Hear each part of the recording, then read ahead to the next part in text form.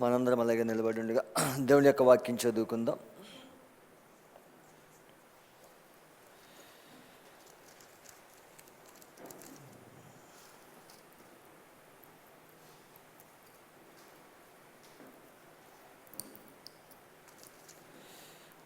కీర్తన గ్రంథం 87వ కీర్తన. దేవుని యొక్క వాక్యం నుండి 87వ కీర్తన 7వ వచనం. ఆపత్కాలమందు నీవు మొర్రపెట్టగా నేను నిన్ను విడిపించి తిని, ఉరుము దాగు చోటులో నుండి నీకు ఉత్తరమిచ్చి తిని. దేవుడి వాక్యం దీవించుగాక. అలాగనే ప్రకటన 10వ అధ్యాయం 1వ వచనం నుండి 7 వచనాలు చదువుకుందాం. బలిష్ఠుడైన వేరొక దూత పరలోకం నుండి దిగి వచ్చుట చూచి తిని, ఆయన మేఘం ధరించుకుని ఉండును. ఆయన శిరస్సు మీద మేఘధనుసు ఉండెను. ఆయన ముఖము సూర్యబింబం వలెను, ఆయన పాదములు అగ్ని స్తంభం వలె ఉండెను. ఆయన చేతులు విప్పబడిన ఒక చిన్న పుస్తకం ఉండెను. ఆయన తన కుడి పాదము సముద్రం మీదను ఎడమ పాదం భూమి మీద మోపి సింహం గర్జించినట్లు గొప్ప శబ్దంతో ఆర్భడించెను. ఆయన ఆర్భడించినప్పుడు 7 ఉరుములు వాటి శబ్దములు పలికెను. ఆ 7 ఉరుములు పలికినప్పుడు నేను రాయబోచుండగా, 7 ఉరుములు పలికిన సంగతులకు ముద్ర వేయము, వాటిని రాయవద్దని పరలోకుండా ఒక స్వరం పలుకుట వింటిని. మరి సముద్రం మీదను భూమి మీద నిలిచి ఉండగా నేను చూచిన ఆ దూత తన కుడి చెయ్యి ఆకాశం తట్టు ఎత్తి పరలోకమును అందులో ఉన్న వాటిని, భూమిని అందులో ఉన్న వాటిని, సముద్రమును అందులో ఉన్న వాటిని సృష్టించి యుగయుగములు జీవించుచున్న వాడిని తోడు ఒట్టు పెట్టుకొని, ఇక ఆలస్యం ఉండదు కానీ 7వ దూత పలుకు దినములలో అతడు బూర ఊదబోచుండగా, దేవుడు తన దాసులకు ప్రవక్తలకు తెలిపిన సువార్త ప్రకారము దేవుని మర్మం సమాప్తమగునని చెప్పాను. దేవుడి వాక్యం దీవించుగాక. మరి తల వచ్చినట్లయితే ప్రార్థన చేసుకుందాం. పరిశుద్ధుడా, మహోన్నతుడా, సర్వశక్తిమంతుడా, నీ కొందనాలు, స్తోత్రాలు ప్రభువా. ఈ సాయంకాల సమయంలో ప్రభువా మరొకసారి నీ సన్నిధిలో నిన్ను స్తుతించుట మాకు ఇచ్చిన భాగ్యాన్ని బట్టి నీ కొందనాలు. ఇదిగో నీ రక్తం క్రిందకి వచ్చి ప్రార్థిస్తున్నాం ప్రభువా. మరి చదవబడిన లేఖనాన్ని దీవించు ప్రభువా. మరి నిశ్చయంగా దేవా, నీ వాక్యమునకు నీవే అనువాదకుడు, నీవే రంగంపైకి దిగి వచ్చి దేవా మాతో మాట్లాడబడి ప్రార్థిస్తున్నాను. ఎందుకంటే 1963లో ప్రభువా విప్పబడిన పుస్తకంతో బలిష్ఠుడైన దూతగా దిగివచ్చా ప్రభువా. నువ్వు బలిష్ఠుడైన దూతగా దిగొస్తున్నప్పుడు భూమిపైన 7వ దూత ఉన్నాడు ప్రభువా. అవును, నిశ్చయంగా దేవా, ఈ కాలములో గ్రంథం తెరవబడినది. ఆది కాండము నుండి ప్రకటన గ్రంథం వరకు ప్రభువా. మరి దేవా, తెరవబడిన పుస్తకంలో నుండి మేము ధ్యానిస్తున్నాం ప్రభువా. ఇది సంఘ శాఖలకు మూయబడిన పుస్తకం, మాకైతే తెరవబడిన పుస్తకం ప్రభువా. తప్పక ఈ యొక్క రాత్రి ప్రభువా నువ్వు దీవించబడి ప్రార్థిస్తున్నాను, ఆశీర్వదించబడి ప్రార్థిస్తున్నాను ప్రభువా. తప్పక మరి నీ పక్షంగా నిలబడిచుండగా దేవా, మరి నీవే ప్రభువా ఈ శరీరమును వాడుకోమని ప్రభువా, ఎన్మార్ఫే దేవుడిగా ఉండమని ప్రభువా, మా అందరితో మాట్లాడి దీవించమని ఓ ప్రభువా, తాజా మన్నాని ప్రభువా మా మధ్యలో కొమ్మరించబడి ప్రార్థిస్తున్నాను. తప్పక నీ కృప చూపించమని మమ్మల్ని అందరినీ హస్తంలోకి అప్పగించుకుంటూ ప్రభువైన యేసుక్రీస్తు నామములో అడుగుచున్నాను. ఆమేన్, ఆమేన్. దయచేసి అందరూ కూర్చోవచ్చు. దేవుని నామానికి మహిమ కలిగిన గాక. మరి సమయం ఇచ్చిన బ్రదర్కి ప్రత్యేకమైన వందనాలు తెలియజేస్తూ ఉన్నానండి. అలాగే మరి పాస్టర్ మార్క్ గారికి, కేవి మార్క్ గారికి కూడా నా ప్రత్యేకమైన వందనాలు తెలియజేస్తూ ఉన్నాను. మరి ఆయన జింబాబ్వే వెళ్ళిన కారణాన్ని బట్టి మీ మధ్యలో మరి నేను వచ్చి మరి వాక్యం పంచుకోవడానికి దేవుడిచ్చిన కృపను బట్టి దేవుడిని స్తుతిస్తూ ఉన్నాను. God bless you. దేవుడు మిమ్మల్ని దీవించుగాక. మరి ఈ యొక్క రాత్రి చిన్న అంశాన్ని మీ మధ్యలో పెట్టాలని ఆశిస్తున్నాను. మరి ఉదయం మరి ఈ కాలానికి పావురపు సూచన అనే దాని మీద మాట్లాడాను నేను. 55వ కీర్తన తీసుకుని ప్రకటన 10 దాన్ని. ఎందుకంటే మన కాలపు వర్తమానమే ప్రకటన 10. అవునండి. ఎందుకంటే మన కాలంలో దేవుడు ప్రకటన 10లో బలిష్ఠుడైన దూతగా దిగొచ్చాడు ఆయన. ప్రైజ్ ది లార్డ్, హల్లెలూయా. మరి మధ్యాహ్నం హానోకు ఎత్తబడుట గూర్చి, అంటే ఎత్తబడిట అనేది ఒక ప్రత్యక్షత, దాని మీద మాట్లాడడం జరిగినది. మరి సాయంకాల సమయంలో చిన్న అంశాన్ని మీ మధ్యలో మరలా కీర్తన గ్రంథం నుంచే తీసుకున్నాం మనం. 81వ కీర్తన, 81వ కీర్తన నుండే మనం చదివాం ఇప్పుడు. మరి దాని నుండి ప్రకటన 10కి మనం బైబిల్లో ఏ లేఖనం తీసుకున్నా అది ప్రకటన 10కే కలుస్తుంది. ఎందుకంటే ఈ కాలపు వర్తమానమే ప్రకటన 10 అయి ఉన్నది. Praise the lord, hallelujah. The message of the hour, the revelation 10, అంటే ఈ కాలపు వర్తమానము, ఈ గడియ వర్తమానమే ప్రకటన 10 అయి ఉన్నది. అయితే ఈ రాత్రి చిన్న అంశాన్ని, the secret place of thunder, ఉరుము దాగు చోటు, దాని మీద మాట్లాడాలని ఆశిస్తూ ఉన్నాను. అందరు రెడీగా ఉన్నారా? ప్రైజ్ ది లార్డ్, హల్లెలూయా. ఉరుము దాగు చోటు, అది రహస్య స్థలం. అది ఆ రహస్య స్థలం ఎక్కడున్నదో ఈ రాత్రి మనం చూద్దాం. మనం గమనించినట్లయితే దేవుడు ఆదాముకి హక్కుపత్రం ఇచ్చాడు. అవునా? దేవుడు ఆదాముని సృజించినప్పుడు ఆదాముకి ఏమి ఇచ్చాడంటే హక్కుపత్రం ఇచ్చాడు. ఈ హక్కుపత్రం అంటే అదే 7 ముద్రల గ్రంథం, అదే విమోచన గ్రంథం ఆదాము చేతిలో ఉన్నది. ఆదాము తెరవక మునిపే అపవాది వచ్చి ఆ ఏదోని తోటలో ఆదాము అవ్వలను పాపములు పడవేశాడు, అవ్వను మోసం చేశాడు అక్కడ. హల్లెలూయా. అయితే చూడండి, అసలు ఆదాము ఆ గ్రంథములో, ఆ గ్రంథాన్ని తెరిచినప్పుడు పేర్లు బయలుపరచబడాలి.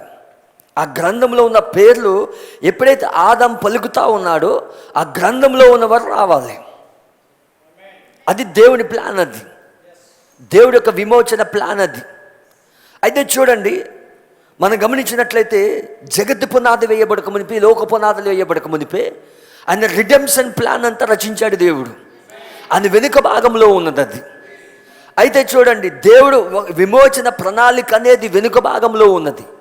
ఆదాము ఎప్పుడైతే పడిపోయాడో ఇప్పుడు విమోచన ప్రణాళిక అనేది అమల్లోకి తీసుకొస్తా ఉన్నాడు ఆయన. హల్లెలూయా.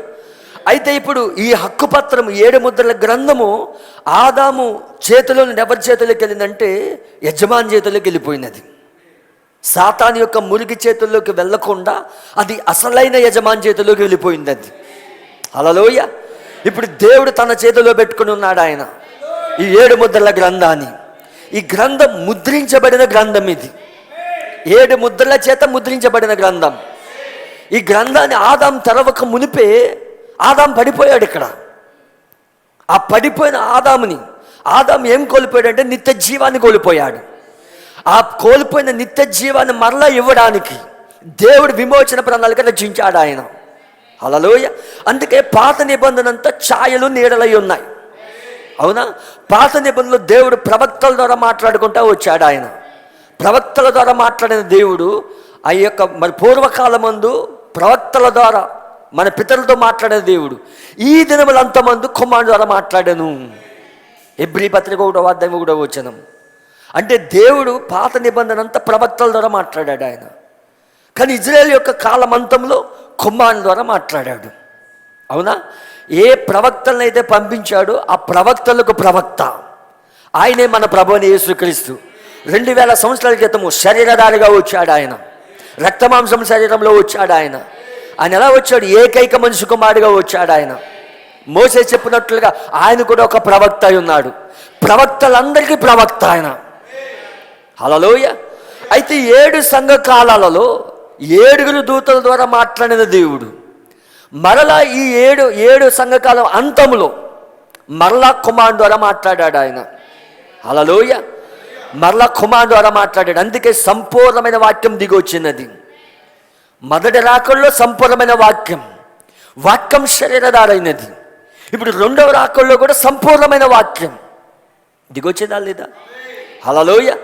అందుకే ప్రకటన 5లో ఈ ముద్రించబడిన గ్రంథం, చాలా జాగ్రత్తగా వినండి, ఈ ముద్రించబడిన గ్రంథాన్ని గొర్రెపిల్ల పగలగొడుతూ ఉన్నది. ఆ గ్రంథాన్ని తీసుకుని ముద్రలు పగలగొట్టి ఆ యొక్క గొర్రెపిల్ల, రక్తం కారుచున్న గొర్రెపిల్ల, ఆ బ్లీడింగ్ ల్యాంబ్ ఆ గ్రంథాన్ని తీసుకున్నది. అర్థమవుతుంది అందరికీ? హల్లెలూయా. అయితే చూడండి, ఆదాము ఎప్పుడైతే పడిపోయాడో దేవుని యొక్క వాక్యం ఇలా సెలవిస్తూ ఉంది. ఆదికాండము 3వ అధ్యాయం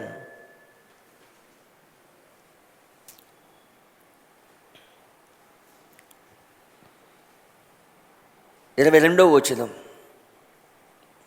ఆదాము పడిపోయాడు. సాయంకాల సమయంలో దేవుడు ఆదాము అనుకుంటే ఏదోని తోటలోకి వచ్చాడు. ఏదోని తోటలోకి వచ్చిన తర్వాత ఇప్పుడు ఆదామని శిక్షిస్తూ ఉన్నాడు, సర్పమును శపిస్తూ ఉన్నాడు ఆయన. 22వ వచనంలో, అప్పుడు దేవుడైన యెహోవా ఇదిగో మంచి చెడ్డలు ఎరుగునట్లు ఆదాము మనలో ఒకని వంట వాడాయను. కాబట్టి అతడు ఒకవేళ తన చెయ్యి చాచి జీవవృక్ష ఫలములు కూడా తీసుకుని తిని నిరంతరం జీవించునమని దేవుడైన యెహోవా అతడు ఏ నేల నుండి తీయబడునో దాన్ని సేద్యపరచుటకు ఏదోని తోటలో ఉండి అతను పంపివేశాను. అప్పుడు ఆయన ఆదాముని వెళ్ళగొట్టి ఏదోని తోటకు తూర్పు దిక్కున కెరూబులను జీవవృక్షములకు పో మార్గమును కాచుటకు ఇటు అటు తిరుగుచున్న ఖడ్గజ్వాల నిలబెట్టెను. చూడండి, ఇక్కడ ఆదాము ఎప్పుడైతే పడిపోయాడో మరలా జీవవృక్ష ఫలములు తింటాడని దేవుడు ఏం చేశాడంటే జీవవృక్షానికి చుట్టూ కెరూబులు పెట్టాడు, ఖడ్గజ్వాలలు పెట్టాడు ఆయన. హల్లెలూయా. చుట్టూ ఖడ్గజ్వాలలు పెట్టి కెరూబులు పెట్టాడు. అంటే ఇప్పుడు జీవవృక్ష ఫలముల దగ్గరికి వెళ్ళాలంటే ఈ ఖడ్గజ్వాలలు కెరూబులు దాటుకుని వెళ్ళాలి. అర్థమవుతుందండి? అంటే ఆ మార్గము చూడండి, ఏదైనా తోటలో జీవవృక్షము, మంచి చెడ్డలు తెలియని వృక్షం. జీవవృక్షం ఎవరో కాదు, ప్రభువైన యేసుక్రీస్తు అయి ఉన్నాడు. మంచి చెడ్డలు తెలియని వృక్షం ఏదో కదా, అపవాది అయి ఉన్నాడు. అయితే ఇప్పుడు ఆదాము ఇప్పుడు మరలా తీసుకుని తింటాడేమని చెప్పి కెరూబులు పెట్టాడు, ఆ ఖడ్గజ్వాలను పెట్టాడు ఆయన. అంటే ఇప్పుడు ఆ జీవవృక్షము దగ్గరికి వెళ్ళాలంటే అక్కడ కెరూబులు ఉన్నాయి, ఖడ్గజ్వాలలు ఉన్నాయి. హల్లెలూయా. ఇప్పుడు అక్కడికి వెళ్ళడానికి అవకాశం లేదు. కానీ గ్రంథం అసలైన యజమాని చేతిలో ఉన్నది. హల్లెలూయా. అయితే 2000 సంవత్సరాల క్రితం వాక్యం శరీరధారైనది. ఇప్పుడు ప్రభువైన యేసుక్రీస్తు 2000 సంవత్సరాల క్రితం వచ్చి ఆ ఖడ్గజ్వాలను దాటుకుంటూ, ఆ కెరూబులను దాటుకుంటూ, హల్లెలూయా, ఆయన తన ప్రాణాన్ని మన కొరకు పెట్టి మరలా ఇప్పుడు జీవవృక్ష ఫలాలు మనం తిననట్లుగా ఈ కాలంలో అనుమతించాడు ఆయన. హల్లెలూయా. చూడండి, ఇప్పుడు జీవవృక్ష ఫలాలు మనం తినాలంటే దేవుని యొక్క వాక్యం ఇలా సెలవిస్తూ ఉంది. 7 సంఘకాలాలలో దేవుడు ప్రతి సంఘకాలానికి వాగ్దానం ఇచ్చాడా? కొంచెం ఆమేన్ చెప్తారా ప్రజలోడు? హల్లెలూయా. ప్రతి సంఘకాలానికి దేవుడు ఒక వాగ్దానం ఇచ్చాడు.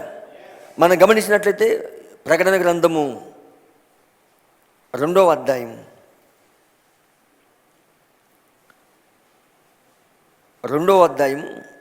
7వ వచనం, చెవిగలవాడు ఆత్మ సంఘంలో చెప్పుచున్న మాట వినుగాక, జయించువానికి దేవుని పరదేశంలో ఉన్న జీవవృక్ష ఫలములు భుజింపనిత్తును. ఇది మొదటి సంఘకాలం యొక్క వాగ్దానం. ఇది జీవవృక్ష ఫలాలు. 2వ సంఘకాల వాగ్దానం ఏంటంటే 11వ వచనం, సంఘములతో ఆత్మ చెప్పుచున్న మాట చెవిగలవాడు వినుగాక, జయించేవాడు రెండవ మరణం వల్ల ఏ హాని చెందడు. ఇది 2వ సంఘకాల వాగ్దానం. మరి 3వ సంఘకాలంలో వాగ్దానం ఇస్తా ఉన్నాడు ఆయన. 17వ వచనం, సంఘములతో ఆత్మ చెప్పుచున్న మాట చెవిగలవాడు వినుగాక, జయించువానికి మరుగై ఉన్నామన్నాను, భుజింపనిత్తును. మరి అతని తెల్లని రాతినిత్తును, ఆ రాతి మీద చెక్కబడిన ఒక కొత్త పేరుండును, పొందిన వానికే కానీ అది మరి ఎవరికి తెలియదు.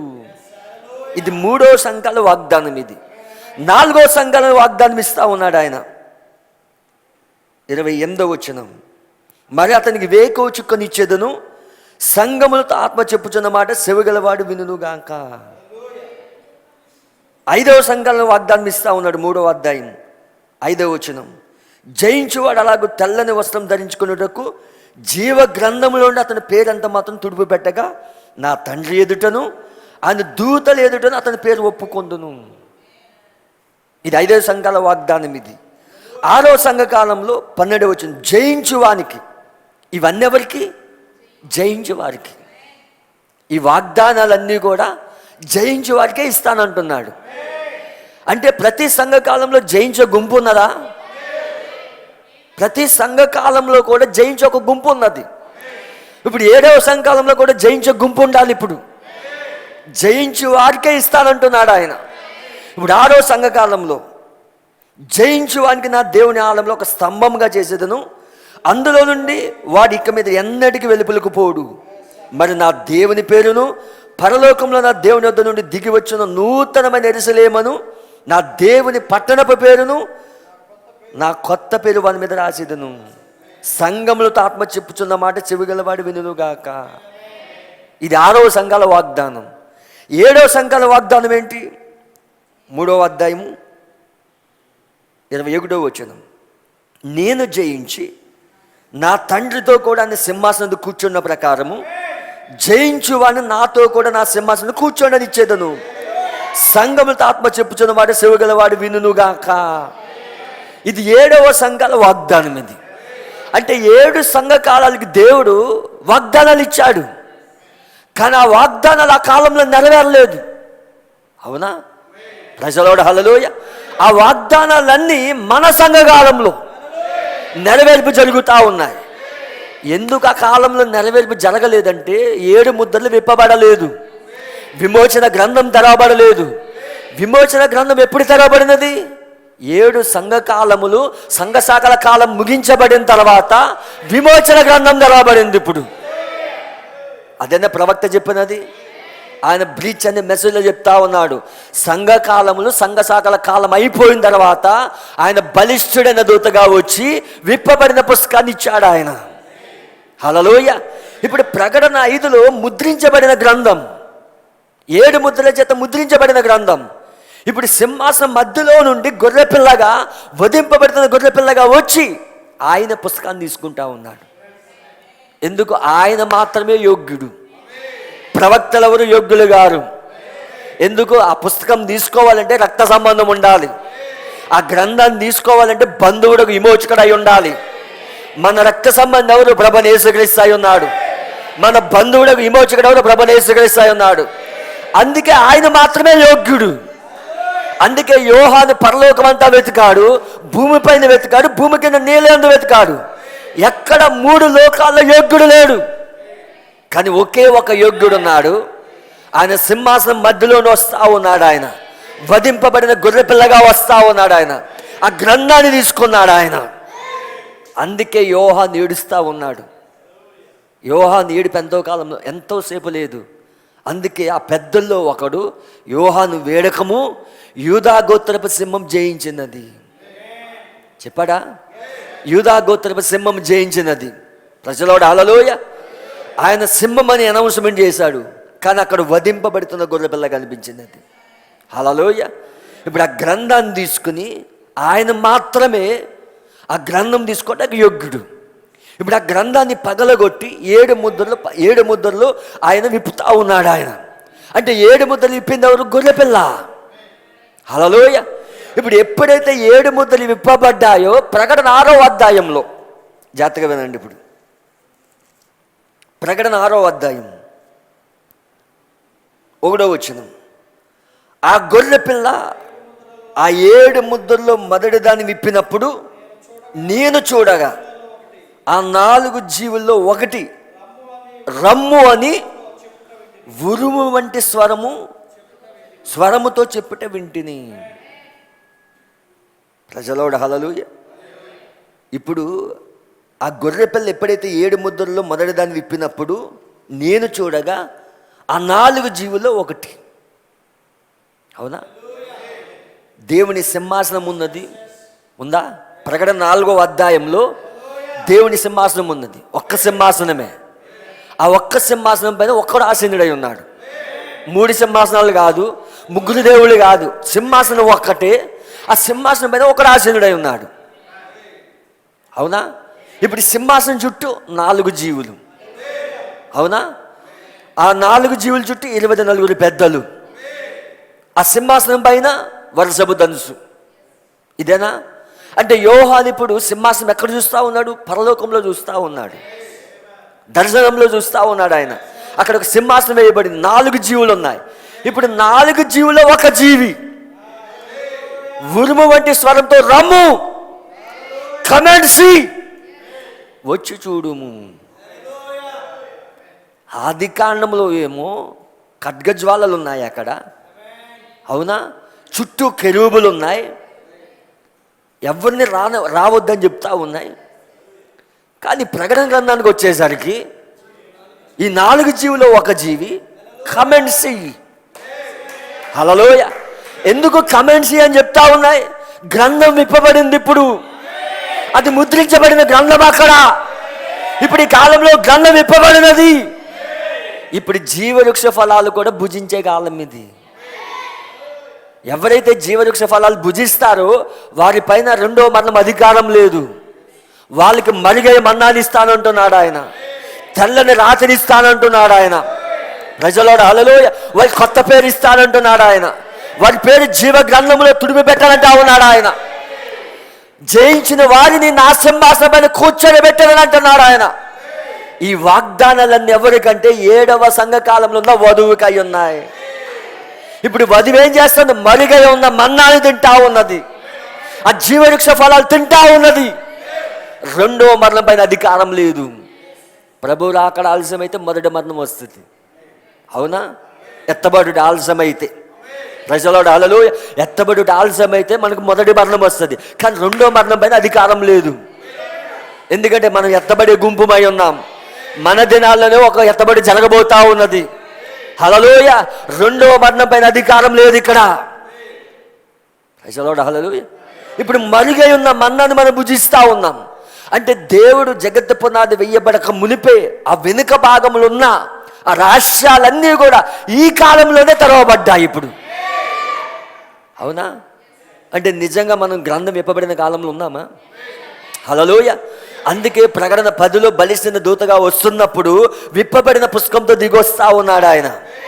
ఆయన దిగొస్తున్నప్పుడు భూమిపైన ఎవరున్నారు? 7వ దూత ఉన్నాడు. ఆ గ్రంథం ఎవరికి ఇవ్వబడింది? 7వ దూతకి ఇవ్వబడినది. ఇప్పుడు 7వ దూత 7 ముద్రలు ప్రసంగించాడు ఆయన. ఇప్పుడు ఆ గ్రంథాన్ని యోహాను తింటున్నాడు ఆయన. మన యోహానమేనా? మనం ఆ గ్రంథాన్ని భుజిస్తూ ఉన్నాం ఇప్పుడు. హల్లెలూయ. ఆది కాండంలో ఖడ్గజ్వాలలు పెట్టాడు ఆయన, కెరూబులు పెట్టాడు ఆయన. ఈ కెరూబులు అంటే 4 జీవులు. హల్లెలూయ. అక్కడేమో రావద్దని చెప్తా ఉన్నారు. అవునా? కానీ జయించుకుంటూ ఒక ఆయన వెళ్ళాడు. ఆయనే మన ప్రభువైన యేసుక్రీస్తు.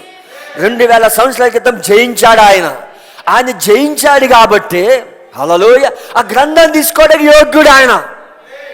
ఇప్పుడు ఆ గ్రంథం ఎప్పుడైతే పగలగొట్టబడిందో, ఆ ముద్రలు ఎప్పుడైతే విప్పబడ్డాయో, ఇప్పుడు ఆ జీవులు అంటున్నాయి కమ్ అండ్ సీ, వచ్చి భుజించండి. ఇప్పుడు ఉరుము వంటి స్వరం. అసలు ఉరుము దాగు చోటు ఎక్కడున్నది? హల్లెలూయ. ఉరుము దాగు చోటు అది రహస్యమైన స్థలం అది.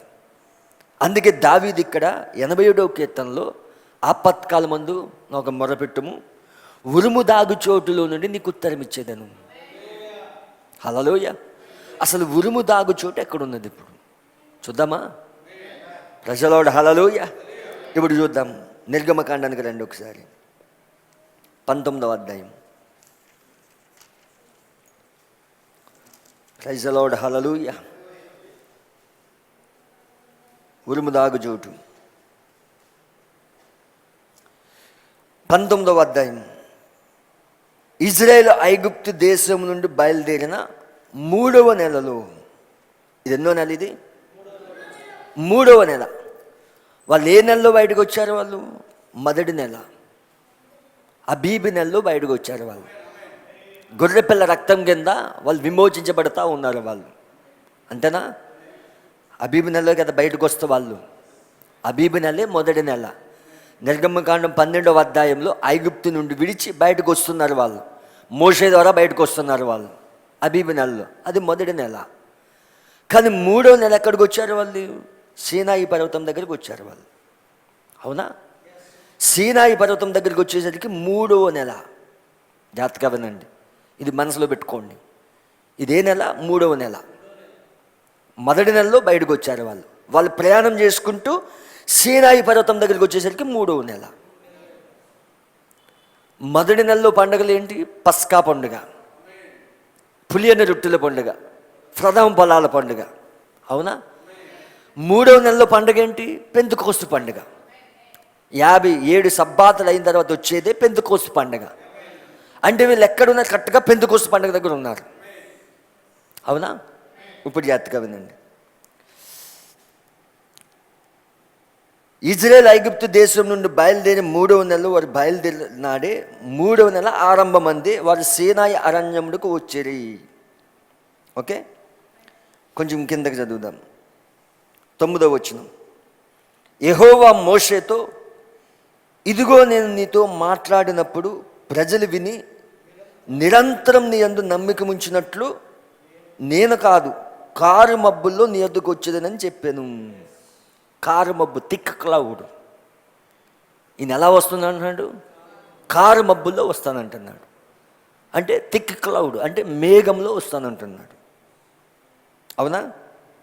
ఇప్పుడు చూడండి, మోసే ప్రజల మాటలను యెహోవాతో చెప్పగా, మోసే ప్రజల మాటలను యెహోవాతో చెప్పగా, యెహోవా మోసేతో, నీవు ప్రజల యొద్దకు వెళ్ళి నేడును రేపును వారిని పరిశుద్ధపరచుము, వారు తమ బట్టలు ఉదుక్కొని 3వ నాటికి సిద్ధముగా ఉండవలను. 3వ నాడు యెహోవా ప్రజలందరి కన్నుల ఎదుట సీనాయి పర్వతం మీదకి దిగి వచ్చును. ఈయన ఎక్కడికి వస్తానంటున్నాడు ఇప్పుడు? సీనాయి పర్వతం పైకి యెహోవా దిగి వస్తానంటున్నాడు. ఇప్పుడు ఏ నెల ఇది? 3వ నెల. అవునా? జాగ్రత్తగా వినండి.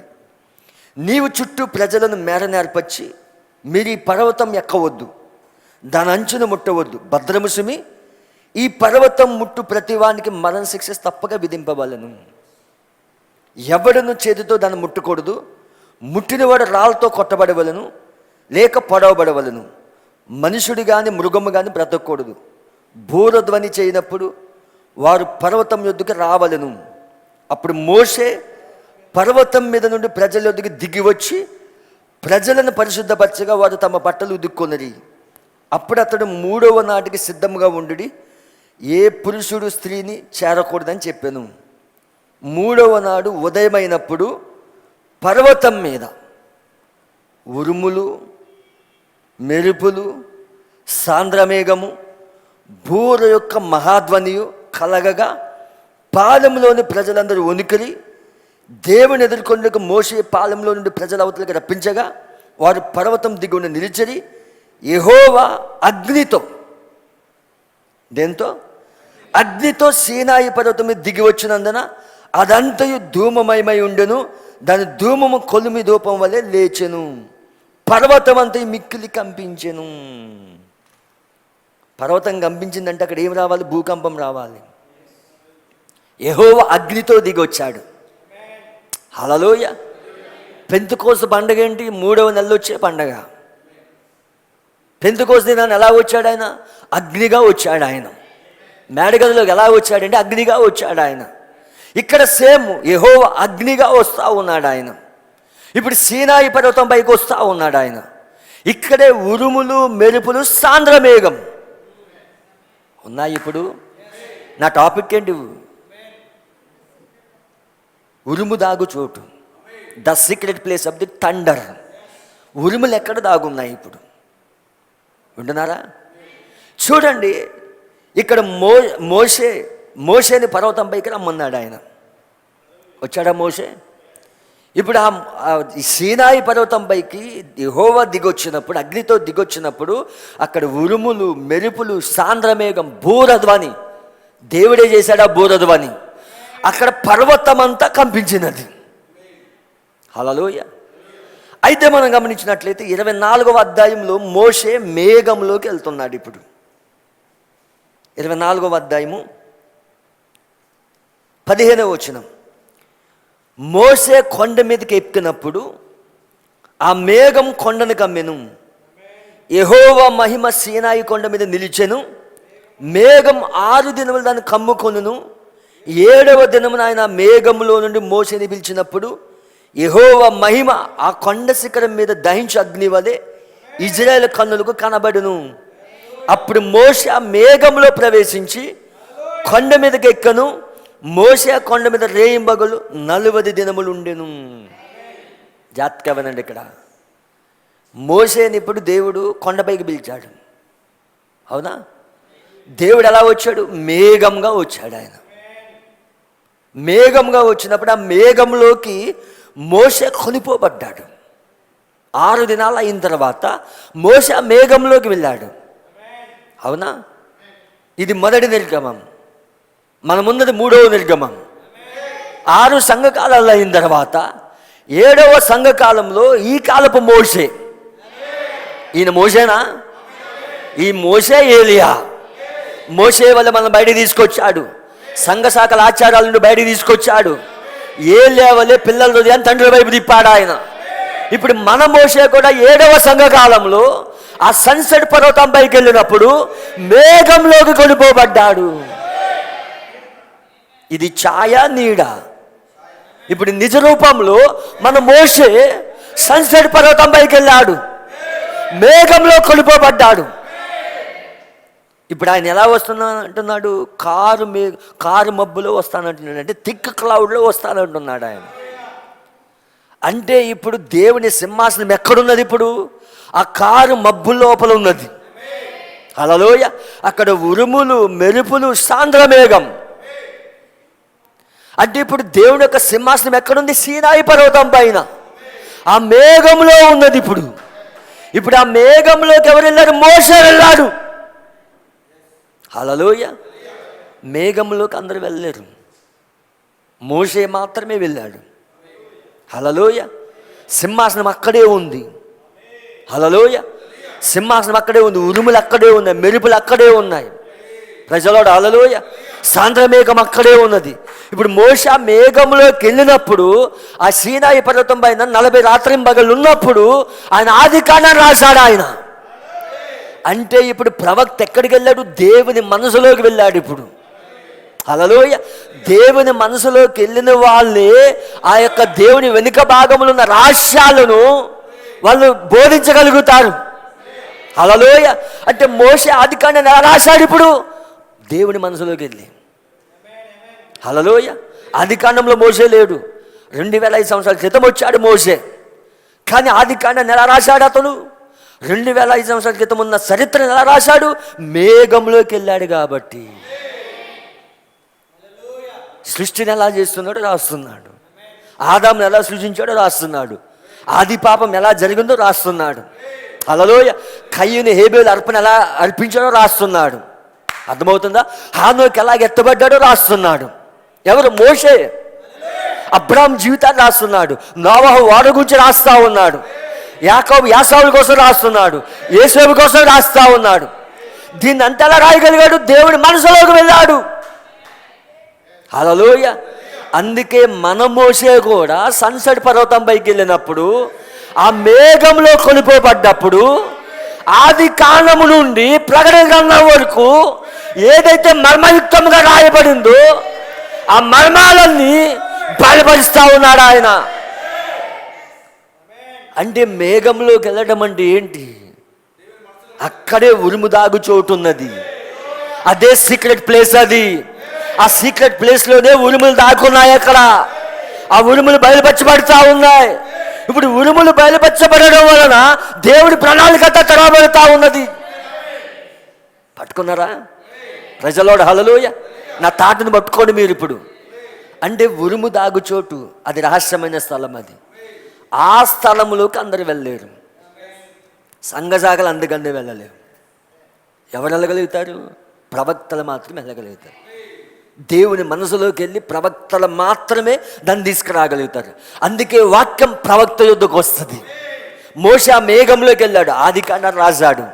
కానీ మన మోషే మేఘంలోకి వెళ్ళినప్పుడు ఆది కాండము నుండి, అలా ఆది కాండం నుంచి కాదు, నిత్యత్వము నుండి, హల్లెలూయా, జగత్తు పునాది వేయబడక మునిపే నిత్యత్వం నుండి నిత్యత్వం వరకు హోల్ ప్లాన్ అంతా చెప్పాడు ఆయన, సమస్త మర్మాలు చెప్పాడు ఆయన. అసలు ఉరుము అంటే ఏంటి అసలు? హల్లెలూయా. చూద్దామా ఒకసారి మొదటి ముద్రకి రండి. ఫస్ట్ సీల్లో ప్రవక్త చెప్తున్నాడు.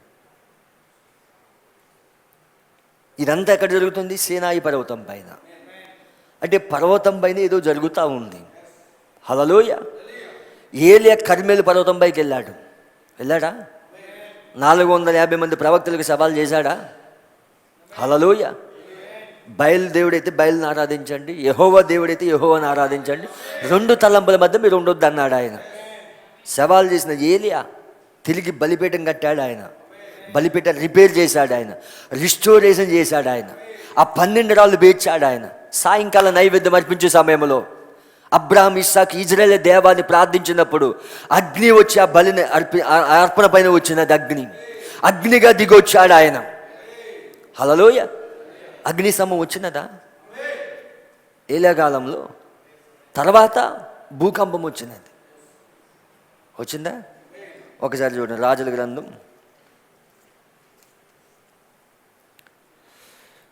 ప్రజలౌడ హల్లెలూయా 19వ అధ్యాయం. మొదటి రాజుల గ్రంథం 19వ అధ్యాయం.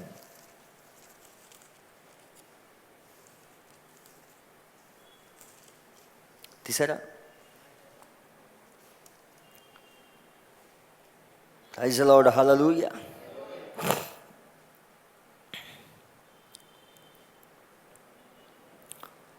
పద్దెనిమిదవ అధ్యాయం ఇలా చదివిస్తూ ఉన్నది. 18వ అధ్యాయము 42వ వచనం. ఆహాబు భోజనం చేయబోను కానీ ఏలియా కర్మేలు పర్వతం మీదకి పోయి నేల మీద పడి ముఖము మోకాళ్ళ మధ్య ఉంచుకొనెను. తర్వాత అతడు తన దాసుని పిలిచి, నువ్వు పైకి పోయి సముద్రం వైపు చూడమనగా వాడు మెలక ఎక్కి పారచూచి ఏమీ కనబడలేదనగా అతడు ఇంకా 7 మార్లు పోయి చూడమని చెప్పాను. 7వ మారు అతడు చూచి, అదుగో మనిషి చెయ్యంత చిన్న మేఘము సముద్రం నుండి పైకి ఎక్కుచున్నదని నేను. వచ్చిందా? 7వసారి వెళ్ళినప్పుడు చెయ్యంత మేఘం చూశాడు. అవునా? చెయ్యంత మేఘం చూశాడు.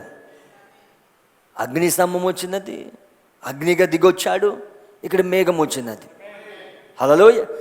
19వ అధ్యాయం చూడండి, 19వ అధ్యాయం 11వ వచనం. నీవు పోయి పర్వతం మీద యెహోవా సముఖమందు నిలిచి ఉండమని సెలవిచ్చాను. అంతటి యెహోవా వైపున సంచరించక బలమైన పెనుగాలి లేచెను. యెహోవా భయమునకు పర్వతములు బద్దలాయను,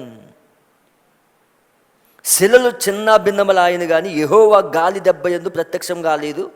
గాలి పోయిన తర్వాత భూకంపం కలిగిన కానీ భూకంపం నందు యెహోవా ప్రత్యక్షం కాలేదు. ఆ భూకంపం అయిన తర్వాత మెరుపు పుట్టిన కానీ ఆ మెరుపులందు యెహోవా ప్రత్యక్షం కాలేదు. మెరుపు ఆగిపోగా మిక్కిలి నిమ్మంగా మాట్లాడు ఒక స్వరం వినబడెను.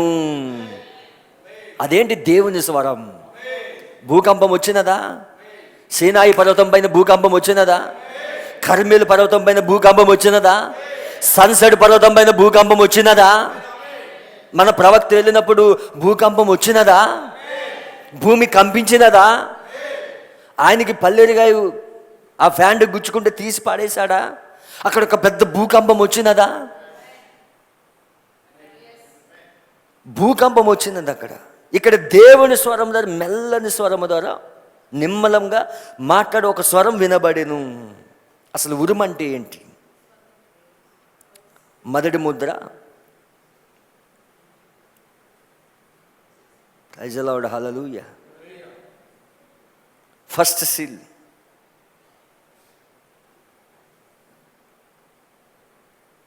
141వ పారాగ్రాఫ్ 141 చదువుతాను వినండి. ఆ గొర్రె పిల్ల మొదటి ముద్ర విప్పినప్పుడు ఒక ఉరుము ధ్వనించెను. ఇప్పుడు దానికి ఒక భావం ఉన్నది, దానికి ఒక అర్థం ఉన్నది. అది ఒక అర్థం లేకుండా ఏది జరగదు. అది సరి. ఒక ఉరుము ఉరిమెను. ఆ ఉరుము ఏమిటనే నాకు ఆశ్చర్యంగా ఉన్నది. ఓకే, 147 ఒక్క నిమిషం. 141 చదువుతా ఉన్నాను నేను.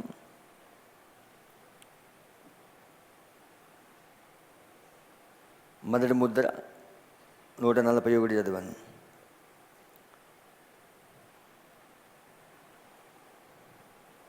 ఓకే, 142 దాని కిందకు వస్తే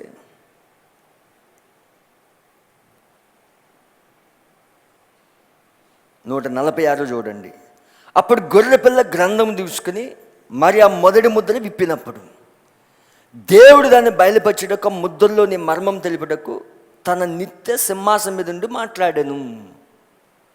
ఎక్కడి నుంచి మాట్లాడాడు ఆయన? సింహాసనం నుండి మాట్లాడాడు ఆయన. అయితే అది యోహానికి ఎదుట ఉంచబడినప్పుడు అదొక గురుతుగా ఉండెను, అంటే సింబల్గా ఉన్నది. యోహాన్ దాన్ని చూసినప్పుడు ఇంకా మర్మముగానే ఉండును. ఎందువల్ల? అది ప్రత్యక్షపరచబడలేదు. అది ఆయన చెప్పినట్లు కడపటి కాలం వరకు బయలుపరచబడదు.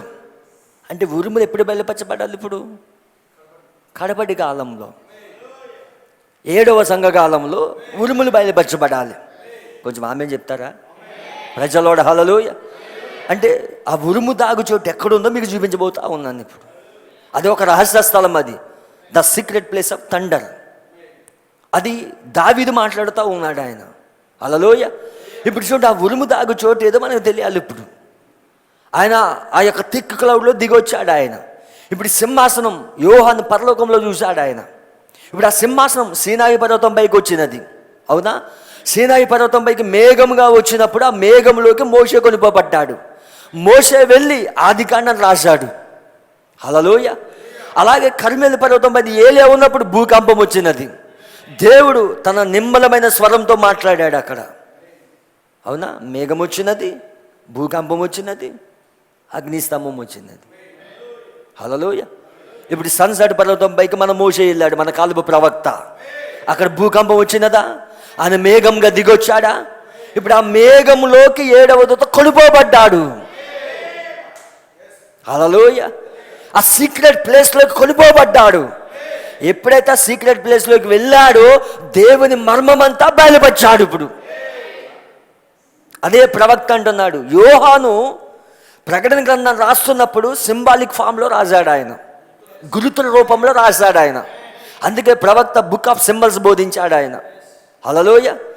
గురుతుల పుస్తకమని బోధించాడు ఆయన. ఇప్పుడు చూడండి 146. ఇప్పుడు ఆ ఉరుమేంటి? మర్మంగా ఉంది, అవునా? 147 ఉరుమునప్పుడు గుర్తించుకోండి, ఒక ఉరుము యొక్క గొప్ప ధ్వని దేవుని యొక్క స్వరమై ఉన్నది. ఇప్పుడు ఉరుమేంటి? దేవుని యొక్క స్వరం. అందువల్లే పరిశుద్ధ గ్రంథం చెప్పుచున్నది, ఒక ఉరుము యొక్క ధ్వని, వారు దానిని ఒక ఉరుము అనుకొనరు కానీ అది దేవుడు. కేవలం ఉరుమని సింబాలిక్ ఫామ్లో రాయబడింది, కానీ అదేంటి? దేవుని స్వరం. ప్రజలాడు హల్లెలూయ. ఇప్పుడు ఆ 4 జీవుల్లో ఒక జీవి రమ్మని పిలుస్తున్నదంటే అక్కడ ఉరుము వంటి ఒక స్వరం ఉందంటే దేవుని స్వరం అది. హల్లెలూయ. అంటే 7 ఉరుములేంటి? దేవుని స్వరం. జాగ్రత్తగా వినండి, ఇక్కడ ప్రవక్త అద్భుతంగా వివరిస్తూ ఉన్నాడు ఆయన. ఏలనగా అది ఆయనకు బయలుపరచబడును. చూసారా? అది ఒక ఉరుము. మరియు గమనించండి, మొదటి ముద్ర విప్పబడును. మొదటి ముద్ర విప్పబడినప్పుడు అది సాదృశ్య రూపంలో విప్పబడును, అప్పుడు ఉరిమెను. అయితే అది దాని అస్సలు రూపంలో విప్పబడి బయలుపరచబడినప్పుడు ఎట్లుండును? గొర్రెపిల్ల ముద్రను తాకిన మరుక్షణమే అక్కడ ఉరిమెను. గొర్రెపిల్ల ముద్రలు తాకిన మరుక్షణమే అక్కడ ఉరిమెను. మరి దేని బయలుపరచను? దానిలోని సమస్తం అది బయలుపరచలేదు. మొదట అది దేవుని యొద్ద ఉండెను. ఫస్ట్ అది దేవుని యొద్ద ఉన్నది. ఏది? ఉరుము. అందరు ఇక్కడే ఉన్నారా? ఉరుము అనేది దేవుని యొద్ద ఉంది. ఫస్ట్ దేవుని యొద్ద ఉంది అది. అదే నా ప్రవక్త చెప్తుంటా 148వ పారాగ్రాఫ్లో. తర్వాత అది సింహములుగా ఉండెను. అది సింబాలిక్ ఫామ్లో ఉన్నది. 148 జాగ్రత్తగా చదవండి. ప్రవక్త చెప్తా ఉన్నాడు. ఇంగ్లీష్లో చూడండి, ఇక్కడ 148. ఫస్ట్ అని చెప్తా ఉన్నాడు. And notice the first seal opened. The first seal when it was opened in the symbol form. it thundered. Now what about when it's open in its reality form? It thundered as soon as lamb struck back the seal. And what did it reveal? Not all of itself. First, it's with God. అంటే ఆ యొక్క ఉరుము అనేది దేవునితో ఉన్నది. Next, it's in symbol. అది symbolic ఫామ్లో ఉన్నది, గురుతు రూపంలో ఉన్నది. దెన్ ఇట్స్ రివీల్డ్, అది బయలుపరచబడినది. 3 థింగ్స్, 3 కార్యములు. అది సింహాసనం నుండి వచ్చుచున్నది. ఫస్ట్, అది ఎక్కడుందంటే దేవుల్లో ఉన్నది. అది సింబాలిక్ ఫామ్లో ఉన్నది, అది బయలుపరచబడినది. మొత్తం 3 కార్యాలు. హల్లెలూయా. అంటే ఉరుమంటే దేవుని స్వరం. ఇది ఎక్కడుంది? ఇప్పుడు దేవుని మనసులో ఉన్నది. అవునా? ఇప్పుడు చూడండి, నా మనసులో ఉన్నది పలికితేనే మీకు అర్థమవుతుంది. అది నా మనసులో ఉన్నంతసేపు అది రహస్యం. అంతేనా? దేవుని మనసులో ఉన్నంతసేపు అది రహస్యం. ఆయన ఎప్పుడైతే పలికాడో అది దేవుని స్వరం. అది హల్లెలూయా. అది బయలుపరచబడుతుంది. అది అంటే ఇప్పుడు దేవుడు మనసులో ఉన్న వెనుక భాగంలో ఉన్న రహస్యాలన్నీ కూడా ఆ రహస్యాలు జగత్తు పునాది వేయబడక మునిపే అవన్నీ కూడా మరుగై ఉన్నాయి. అవి ఆయా యుగాలలో మరుగై ఉన్నది. కానీ మన కాలం వచ్చేసరికి, సంఘ శాఖల కాలం ముగించబడిన కాలంలో ఆయన బలిష్ఠుడైన దూతగా వచ్చినప్పుడు, ఆ 7 ముద్రల పుస్తకం తీసుకుని వస్తున్నప్పుడు, ఆ విప్పబడిన పుస్తకంతో వస్తున్నప్పుడు ఆ సమస్త మర్మమంతా బయలుపరచబడినది. Praise the lord. హల్లెలూయా. అందుకే మొదటి ముద్ర విప్పబడినప్పుడు ఉరుము వంటి స్వరం ఉందా అక్కడ? 6వ అధ్యాయము 1వ వచనం. ఆ గొర్రె పిల్ల 7 ముద్రలో మొదటి దాన్ని విప్పినప్పుడు నేను చూడగా ఆ 4 జీవులు ఒకటి రమ్ము అని ఉరుము వంటి స్వరంతో చెప్పట వింటిని. ఉందా? Praise the lord. హల్లెలూయా. 3వ వచనం, ఆయన 2వ ముద్ర విప్పినప్పుడు రమ్ము అని 2వ జీవి చెప్పట వింటిని. ఆయన 3వ ముద్ర విప్పినప్పుడు రమ్ము అని 3వ జీవి చెప్పట వింటిని. ఆయన 4వ ముద్ర విప్పినప్పుడు రమ్ము అని 4వ జీవి చెప్పట వింటిని. కమెంట్స్ ఏముంది ఇక్కడ? జీవవృక్ష ఫలాలు. హల్లెలూయా. ఆ ఉరిమేంటి? దేవుని యొక్క స్వరమై ఉన్నది. అది రహస్యంగా ఉన్నది. అది దేవుల్లో ఉన్నది. అది సింబాలిక్ ఫామ్లో ఉంది. ఇప్పుడు అవి బయలుపరచబడతా ఉన్నాయి. హల్లెలూయా. అంటే ఉరుము దాగు చోటులో నుండి అవి వస్తూ ఉన్నాయి. అవి ప్రైజ్ ది లార్డ్. హల్లెలూయా. దేవుని నామమున మహిమ కలుగును గాక. అందుకే మన కాలపు ప్రవక్త సన్సెట్ పర్వతం పైకి వెళ్ళాడు. ఆయన వెళ్ళాడా? అందుకే అయ్యా అంతము యొక్క సూచన బోధించాడు. సన్సెట్ పర్వతం పైకి వెళ్ళక మునుపు అయ్యా అంతము యొక్క సూచనలో క్లియర్గా బోధించాడు. ఆయన ఏం చెప్పాడు అక్కడ? 6 వ్యక్తులు 6 కళలు తీసుకొచ్చారు. 6 కళలకు అర్థం చెప్తా ఉన్నాడు ఆయన. హల్లెలూయా. అర్థం చెప్తూ ఆయన తన దర్శనాన్ని పంచుకుంటా ఉన్నాడు. ఆయన ఒకసారి చూద్దాం.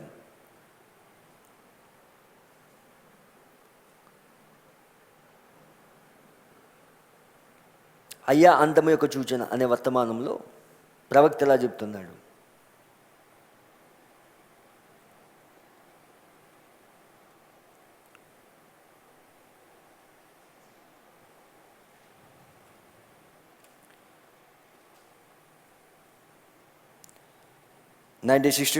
December 30th ఈవినింగ్ ఇలా చెప్తా ఉన్నాడు ఆయన. 200 పారాగ్రాఫ్లో చెప్తున్నాడు ఆయన. నేను అరిజోనాలోని చూషాన్లో దర్శనమందు ఉన్నాను. అది ఎంతో ముఖ్యంగా ఏర్పడినది. మరి నేను దాన్ని చూచడులు తప్పిపోవడం నాకు ఆయనకి ఇష్టం లేదు. అప్పుడు నేను ఆ తొడుగునకు అతికియుండు గడ్డి ముళ్ళును, అదే పల్లెరికాయని తీయుచుంటిని. అది ఆ ఎడారిలో వచ్చినట్టుగా అతికినది. అప్పుడు నేను ఇది దర్శనమని నేను ఎరిగి ఉన్నాను, నేను చూషానందు ఉన్నానని ఎరిగి ఉన్నాను. ఆయన జెఫర్సన్ విల్ నుండి చూషానికి వెళ్ళాడు. ఆయన జెఫర్సన్ విల్ తూర్పున ఉన్నది, చూషాన్ పశ్చిమమున ఉన్నది. అవునా? దర్శనం ప్రకారంగా ఆయన ఎక్కడికి వెళ్ళాడు? తూర్పు నుండి పశ్చిమంకి వెళ్ళాడు. అందరు ఇక్కడే ఉన్నారు కదా. ఆ చిన్న పక్షులు దేనిలో సూచించున్నవని ఎరిగి ఉన్నాను అని చెప్పాను. అవి తూర్పు దిశగా గమనించుచున్నవి. తలంచిన రీతిగా అవి ఎగిరిపోవు సైన్యం తీసుకున్నవి. తూర్పు దిశగా దూరమునకు ఎగిరిపోయినవి. అవి విడిపోయిన వెంటనే పెద్ద పక్షుల సమూహం ఒకటి వచ్చినది. ఫస్ట్ చిన్న చిన్న పక్షులు వచ్చాయి, తర్వాత పెద్ద పక్షుల సమూహం వచ్చింది. అవి పావురం వల్లే కనబడినవి. పెద్ద పక్షులు, వాటి రెక్కలు మనదేరి ఉండినవి. అవి బూడిద రంగులో ఉండినవి. ఆ మొదటి వర్తమానికల కన్నా కొద్దిగా రంగు తక్కువలో ఉండినవి. అవి తూర్పు నుండి వేగంగా వచ్చుచున్నవి. అవి నా చూపులో నుండి దూరమైన వెంటనే నేను పడమర దిశగా చూచుటకు తిరిగి తిని, మరి అక్కడ ఇది జరిగినది. భూమిని అంతటి కదిలించి వేసిన భయంకరమైన పేలుడు ఒకటి ఏర్పడినది. వచ్చిందా భూకంపం? హల్లెలూయ. అయ్యా అంతం యొక్క సూచన వర్తమానంలో పంచుకుంటా ఉన్నాడు ఆయన. భూకంపం వచ్చినది. ఇప్పుడు దీన్ని తప్పిపోవద్దు. టేపులు వినిచున్న మీరు నిజంగా గ్రహించదని నిశ్చయత కలిగి ఉండండి. మొదట ప్రేలుడు అది ఒక గొప్ప శబ్దగోళం వలె స్తంభించిందని నేను తలంచుతున్నాను. లేక విమానములు పైకి ఎగిరినప్పుడు ఏర్పడి శబ్దముగానో, మరొకటి మీరు ఏ విధంగా పిలిచేదనో ఆ శబ్దం కిందికి భూమి మీదకి వచ్చినది. అది అలాగే కదిలించి వేసినది, గర్జించినది. ప్రతీది జరిగినది. అది పెద్ద ఉరుము, మెరుపు యొక్క శబ్దం వల్ల ఏర్పడినది. గర్జించిందా? సింహం గర్జించినదా? ప్రకటన 10లో సింహంగా దిగొచ్చాడు ఆయన. సింహం గర్జించింది అక్కడ. ఎందుకు? అడవికి రాజవులు సింహం. హల్లెలూయ. సింహం గర్జించగా మిగతా జంతువులన్నీ సైలెన్స్ అయిపోవాలి. ఇప్పుడు సింహంగా వచ్చాడు ఆయన. యూదాగోత్ర సింహంగా వచ్చాడు ఆయన. విప్పబడిన పుష్కంతో వచ్చాడు ఆయన. ప్రజలోడు హల్లెలూయ. అందుకే ఉరుము దాగుచోటు. ఉరుమనగా ఏంటి? దేవుడి స్వరం. అది ఆయన వెనుక భాగంలో రహస్యంగా ఉన్నది. అది సింబాలిక్ ఫామ్లో ఉంది. ఇప్పుడు దాన్ని బయలుపరుస్తూ ఉన్నాడు ఆయన. ఏ కాలంలో? మన కాలంలో బయలుపరుస్తూ ఉన్నాడు ఆయన. అందుకే ఏడు ఏడు ఏడు ఏడు ఉరుములే 7 ముద్రలు అయి ఉన్నాయి. అవునా? 7 ముద్రలే 7 ఉరుములు. ప్రజలోడు హల్లెలూయ. అంటే ఇప్పుడు ఆయన సింహాసనంలో నుండి ఆ స్వరం వస్తూ ఉన్నది. దేవుడు నామమున మహిమ కలుగును గాక. ఇప్పుడు సింహాసనంలో మాట్లాడుతూ ఉన్నాడు ఆయన. అందుకే ఇప్పుడు 7 సంఘకాలాల్లో వాగ్దానాలన్నీ మనం పొందుకుంటా ఉన్నాం ఇప్పుడు. అందుకే ఆయన సన్సెట్ పర్వతం పైకి వెళ్ళాడు ఆయన. హల్లెలూయ. 1963లో ఆయన సన్సెట్ పర్వతం పైకి వెళ్ళినప్పుడు అక్కడ బలిష్ఠైన దూత దిగొచ్చినప్పుడు ఆ మేఘంలోకి కొనిపోబడ్డాడు ఆయన. ఆ మేఘంలో కొనిపోబడ్డప్పుడు దేవుని మనసులో ఉన్న రహస్యాలన్నీ బయలుపరచబడ్డాయి. హల్లెలూయ. ఇప్పుడు దేవుని మనసు అంతా ఖాళీ అయిపోతా ఉన్నది.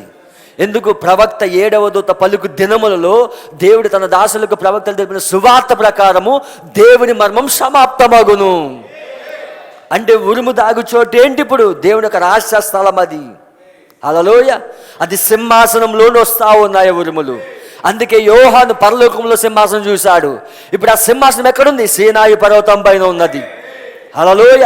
ఆ సీనాయి పర్వతం పైన ఉన్నప్పుడు మేఘంగా దిగొచ్చినప్పుడు మోషే ఆ మేఘంలో కొనిపోబడ్డాడు.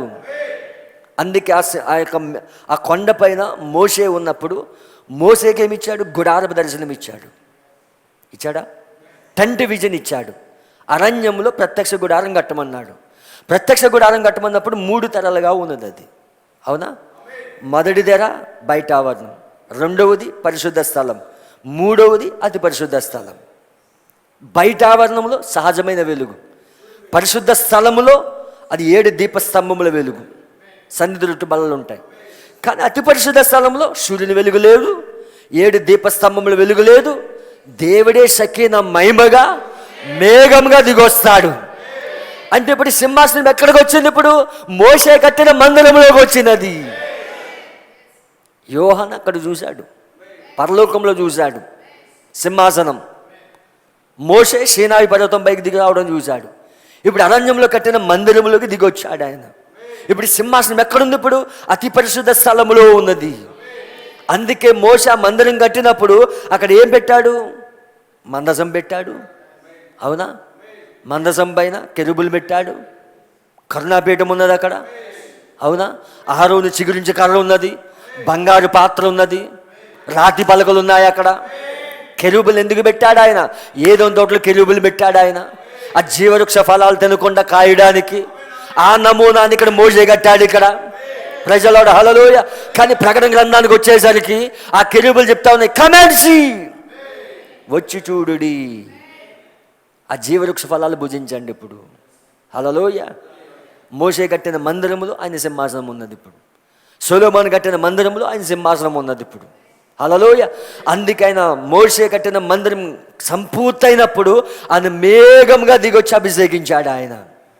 సొలొమోను కట్టిన మందిరం సంపూర్తయినప్పుడు ఆయన మేఘంగా దిగొచ్చి అభిషేకించాడు ఆయన. 2000 సంవత్సరాల క్రితం ఆయనే మందిరంగా వచ్చాడా? ఆయనే ఒక మందిరంగా వచ్చాడు ఆయన. ఇప్పుడు సింహాసనం ఎక్కడ ఉంది? ఆయనలో ఉన్నది. హల్లెలూయ. ఆయన ఎక్కడికి వెళ్తే అక్కడ స్వస్థతలు జరుగుతూ ఉన్నాయి. చనిపోయిన వారు లేస్తూ ఉన్నారు. కుంటివారు స్వస్థత పొందుకుంటున్నారు. గుడ్డివారు చూపు పొందుకుంటూ ఉన్నారు. ఎందుకు? సింహాసనం ఎక్కడుంది? ఆ యేసు అనే గుడారంలో ఉన్నది. అందుకే ఆయన ఏమన్నాడు? ఈ మందిరాన్ని పడగొట్టండి, 3 దినాల్లో లేపుతానన్నాడు ఆయన. వాళ్ళు ఏమనుకున్నారు? శృంగారం అనే దేవాలయం అనుకున్నారు. ఆయన ఈ మందిరం కోసం మాట్లాడుతూ ఉన్నాడు ఆయన. ఆయన వెళ్ళిపోయిన తర్వాత ఆ మందిరం అపోస్తుల్లోకి వచ్చినది. హల్లెలూయ. అపోస్తుల యొక్క చేతిగుడ్డలు ముట్టుకున్నప్పుడు, ఆ వస్త్రాలు ముట్టుకున్నప్పుడు స్వస్థత కలిగాయి. ఆ శృంగారం అనే దేవాలయానికి వెళ్ళినప్పుడు కుంటివాడు స్వస్థత పొందుకున్నాడు. వాడు తేరు చూస్తూ ఉన్నప్పుడు వెండి బంగారాలు మా దగ్గర లేవు కానీ యేసుక్రీస్తు నామమున తిరిగి లేమని చెప్పారు. వాడు స్వస్థత పొందుకున్నాడు. హల్లెలూయ. సింహాసనం ఎక్కడుంది? అపోస్తుల్లో ఉన్నది ఇప్పుడు. అంటే అపోస్తుల్లో నుండే మాట్లాడుతూ ఉన్నాడు ఆయన. తర్వాత సింహాసనం ఎక్కడుంది? పౌల్లోకి వచ్చింది. పౌలు వస్త్రాలు ముట్టుకున్నప్పుడు స్వస్థత. హల్లెలూయ. ఆ సింహాసనం మారుతా ఉన్నది ఇప్పుడు. హల్లెలూయ. ఇప్పుడు సింహాసనం 7వ దూతలో ఉన్నది. విలియం బ్రన్నంలో ఉన్నది. విలియం బ్రన్నం గారు లేక్పోర్ట్లో బోధిస్తూ ఉన్నప్పుడు ఆ లిల్లీ పుష్పాలు అక్కడ ఉన్నాయి. 4 జీవులు అక్కడికి వచ్చాయి. 4 జీవుల పని ఏంటి అక్కడ? సింహాసనం ఎక్కడుంది? ఒక మనుషుల్లో ఉన్నది. హల్లెలూయ. సింహాసనం ఎక్కడుంటే అక్కడ 4 జీవులు ఉంటాయి. ఇప్పుడు ఉరుము దాగు చోటు ప్లేస్ ఎక్కడుందో ఒక మనుషుల్లో పెట్టాడు ఆయన. హల్లెలూయ. ఆ మనుషుల్లోని మాట్లాడుతూ ఉన్నాడు ఆయన. అందుకే లిల్లీ పుష్పాలు ఎదిగాయి అక్కడ. 4 జీవులు వచ్చాయి అక్కడ. మరి విలియం బ్రన్నం గారు వెళ్ళిపోయిన తర్వాత సింహాసనం ఎక్కడ ఉంది? ఇప్పుడు వధువులో ఉన్నది. అంటే ఉరుము దాగు చోటు ఇప్పుడు ఎక్కడ? ఈ వధువులో. హల్లెలూయ. అందుకే యోహాను ఆ ప్రకటన గ్రంథంలో 10వ అధ్యాయంలో ఆయన బలిష్ఠుడైన దూతగా దిగి వస్తున్నప్పుడు 7 ఉరుములు వాటి శబ్దములు పలికినప్పుడు యోహాను విన్నాడా? యోహానుడు ఏమన్నాడు? రాయొద్దు, డోంట్ రైట్ ఇట్, రాయొద్దు వాటిని. ఇప్పుడు ఎక్కడున్నాయి? యోహాను విన్నాడు, యోహానులో ముద్రించబడ్డాయి. హల్లెలూయ. రాయొద్దని చెప్పాడు. హల్లెలూయ. ఇప్పుడు తన పైన ఒట్టి పెట్టుకుని నీకు ఆలస్యం ఉండదు కానీ 7వ దూత పలుకు దినములలో దేవుడు తన దాసులకు ప్రవక్తలు తెలిపిన సువార్త ప్రకారము దేవుని మర్మం సమాప్తమగును. హల్లెలూయ. అందుకే వధువే ఇప్పుడు సింహాసనం. వధువు సింహాసనం మీద ఆసీనుడై ఉన్నాడు ఆయన. ప్రజలోడు. హల్లెలూయ. ఇప్పుడు రక్తం ఎక్కడుంది? వధువులో ఉన్నది. సింహాసనం ఎక్కడుంది? వధువులో ఉన్నది. హల్లెలూయ. అందుకే వధువు ఇప్పుడు విజ్ఞాపన చేస్తూ ఉన్నది. అబ్రహాం చేశాడు విజ్ఞాపన, లోతు కొరకు చేశాడా? ఇప్పుడు మధ్యవర్తిగా ఉన్నాడు అబ్రహాము. మోషే మధ్యవర్తిగా ఉన్నాడా? నా పేరైన గ్రంథంలో తీసే కానీ వీళ్ళు నాశనం చేయొద్దు అన్నాడు. ప్రవక్త అన్నాడు మోసేకి ఇలాంటి మనసు ఎక్కడొచ్చింది? అది మోసేది కాదు, మోసేలో ఉన్న క్రీస్తు. హల్లెలూయ. ఎస్తేరులో సింహాసనం ఉన్నదా? విజ్ఞాపన చేసినదా? ఇప్పుడు ఎస్తేరు ఛాయా నీడైతే, అబ్రాము ఛాయా నీడైతే, మోషే ఛాయా నీడైతే ఇప్పుడు వధువు నిజ రూపమై ఉన్నది.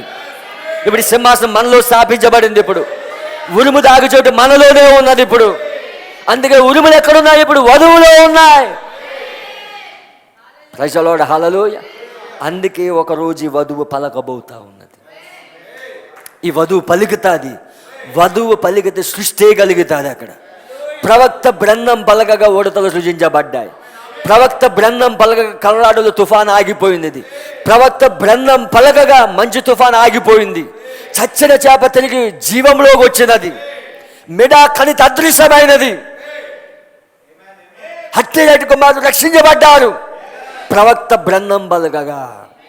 అది 3వ ఈడుపు పరిచర్య. అందుకే మర్ర పెట్టనేలా పలుకుమని వర్తమానంలో చెప్తున్నాడు. నేను జస్ట్ 10 నిమిషాలు చెప్పి ముగిస్తాను. ఓకే, వింటారా? ఉరుము దాగు చోటు ఇప్పుడు అర్థమైందా? దావీదు పలికాడు అక్కడ. 81వ కీర్తనలో పలికాడు దావీదు, ఉరుము దాగు చోట్లు నీకు ఉత్తరం ఇచ్చేదను. హల్లెలూయ. అది ఎక్కడ? ప్రకటన 10లో 81వ కీర్తన 81వ కీర్తన ఎప్పుడు చదువుతారు? బోరల పండుగ రోజున ఇజ్రాయెల్ చదువుతారు. అవునా? 81వ కీర్తన ఇజ్రాయిలు బోరల పండుగ రోజున చదువుతారు దీన్ని. 82వ కీర్తన గుడారాల పండుగలో చదువుతారు. అవునా? 82వ కీర్తన చూడండి, ఇక్కడ 81వ కీర్తనలో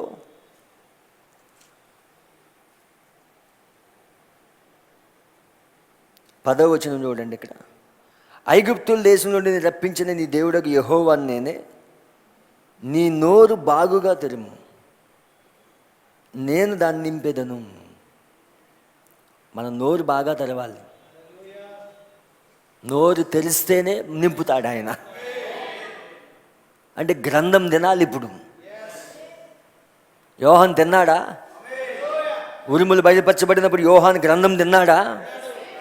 నోరు బాగా తెరిచాడా ఆయన? యేసుకెళ్తూ చెప్పాడు, ఈ పుస్తకాన్ని భక్షించమన్నాడా? భక్షించిన తర్వాత ఏం చేశాడు? ప్రవచించమన్నాడు ఆయన. ఇప్పుడు యోహాన్ భక్షిస్తున్నాడు ఈ పుస్తకాన్ని. తిన్నప్పుడు ఎలా ఉంది? తేనె వలె ఉన్నది, కడుపునకు చేదుగా ఉన్నది అది. ఇప్పుడు యోహాను ప్రవచిస్తూ ఉన్నాడు. ఇప్పుడు నోరు బాగా తెరవాలి, అప్పుడు నింపుతాడు ఆయన. నువ్వు వాక్యం వచ్చినప్పుడు నోరు తెరవాలి, అప్పుడు నేను నింపుతాడు ఆయన. ప్రజలోడు హల్లెలూయా, దేవుడు నామమున మహిమ కలుగును గాక. 82వ కీర్తన ఇది ఎప్పుడు చదువుతారు తెలుసా? గుడారాల పండుగలో చదువుతారు దీన్ని ఇజ్రాయిలు. 82వ కీర్తన ఏంటి? దేవుని సమాజంలో దేవుడు నిల్చున్నాడు, దైవముల మధ్య ఆయన తీర్పు తీర్చున్నాడు. హల్లెలూయా.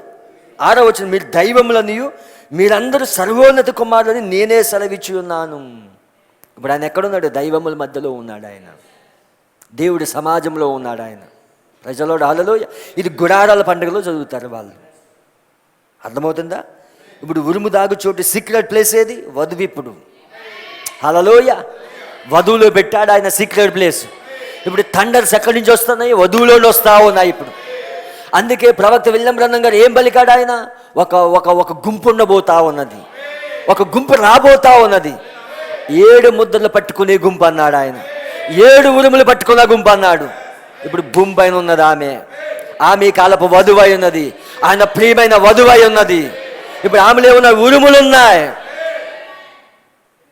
సీక్రెట్ ప్లేస్ అది, ఉరుము దాగు చోటు అది. హల్లెలూయా. దేవుడు నీ నుంచి ఏం ఆశిస్తా ఉన్నాడు? నువ్వు పలకాలని, నువ్వు పలికితే సృష్టి కలగాలని. హల్లెలూయా. మరలపెట్టనెలా పలుకుమన్న వర్తమానంలో ప్రవక్త అలా చెప్తున్నాడు. నేను చాలా విషయాలు ఉన్నాయి, నేను కట్ చేసుకుంటూ వస్తూ ఉన్నాను. Praise the lord. హల్లెలూయా. నా థాట్ మీకు అందరికి అర్థమైందని నమ్ముతున్నాను. మరలపెట్ట నెల 63వ సంవత్సరం 7వ నెల 14వ తేదీ 292 పారాగ్రాఫ్.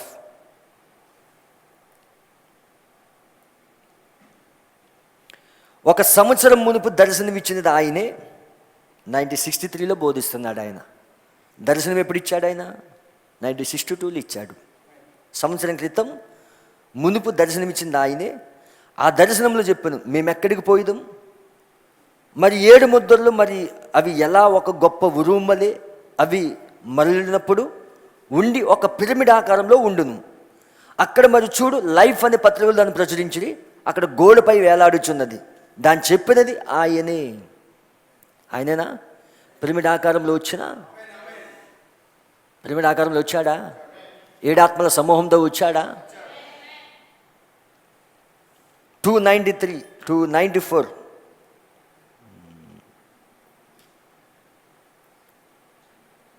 295 చదువుదాం. ఆయనే అక్కడ దూరంలో షాబిను క్యానన్ సుమారు 3 నెలల కింద నేను ప్రార్థించినప్పుడు ఏమి సంభవించిన ఆశ్చర్యపడుచుండగా, మరి అక్కడ నేను నిల్చుకొని ఉండగా ఒక ఖడ్గం నా చేతిలో పడిను. షాబిను క్యానన్ పైన రాజు ఖడ్గం వచ్చిందా? ఇది రాజు యొక్క ఖడ్గం, ఆయనే అది. మోసేకు 296 మోసేకు నేను తోడైండునట్లు నిన్ను నేను పంపుచున్నాను అని నాకు చెప్పిన ఆయనే అది. అవునా? 30 సంవత్సరాలకు మునుపు ఆ నదిలో చిన్న బాలుడుగా, అక్కడ చిన్న ప్రసంగికుడిగా నదిపై 30 సంవత్సరములకు మునుపు నిల్చుకొని ఉన్నప్పుడు ఆ వెలుగు మరి అదే అగ్నిస్తంభం పరలోకం నుండి కిందికి దిగి వచ్చి అక్కడ నిలిచి చెప్పినప్పుడు ఆయనది. మరి చెప్పను, బాప్తిస్మిచ్చి యోహాను క్రీస్తు యొక్క మొదటి రాకడకు ముందుగా నేను పంపినట్లు నీ యొక్క వర్తమానం రెండో రాకడ ముందుగా వెళ్ళును. సర్వ ప్రపంచంలో నా సొంత కాపరి దాని గురించి హేళన చేసినప్పుడు అది ఏ విధంగా జరుగును? అయితే అది సరిగ్గా లేక ఖచ్చితంగా అదే విధంగా సంభవించినది. అది సరి, దాన్ని చెప్పిన వ్యక్తి ఆయనే. సరే అయ్యా, ఇప్పుడు జాగ్రత్తగా వినండి. ఏ విధంగా ఆ యొక్క దర్శనం ప్రవచనంగా ఆయన చెప్పాను, అది నెరవేరినప్పుడు ఆయనది చెప్పాను. మీలో ఒకరు ప్రవచనం చెప్పినా లేక దర్శనం చూసినా మరి దాన్ని చెప్పిన ఎడల మరి అది నెరవేరినప్పుడు అప్పుడు గుర్తుంచుకోండి, అది ఆ వ్యక్తి కాదు, అది నేను అతనితో ఉన్నాను. నేను పోయి మరి ఏమి చెప్పేదను? అది ఆయనే, అది ఆయనే, అది ఆయనే. ఆయన దిగి వచ్చినది ఆయనే. నదిపై అగ్నిస్తంభం అక్కడ దిగి వచ్చినది. వారికి చెప్పినప్పుడు మరి వారు దాన్ని నమ్మలేకపోయారు. అది ఆయనే అక్కడ వారి మధ్య బాప్టిస్ట్ ప్రసంగికుల్లో 30,000 మంది జనుల ముందు ఆ రాత్రి హోస్టన్ హాల్లో అప్పుడు ఆ ప్రభుదూత అక్కడ నిల్చుకొని అతని దూత ఫోటో తీసుకొనను. ఫోటోగ్రఫీ వారు ఫోటో తీసినప్పుడు ప్రభుదూత అగ్నిస్తంభ రూపంలో ఫోటో పడెను.